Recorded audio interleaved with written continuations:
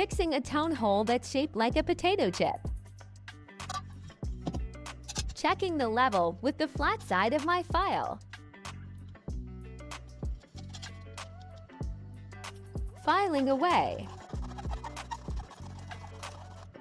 while also checking periodically. Using a big file to get the high spots down.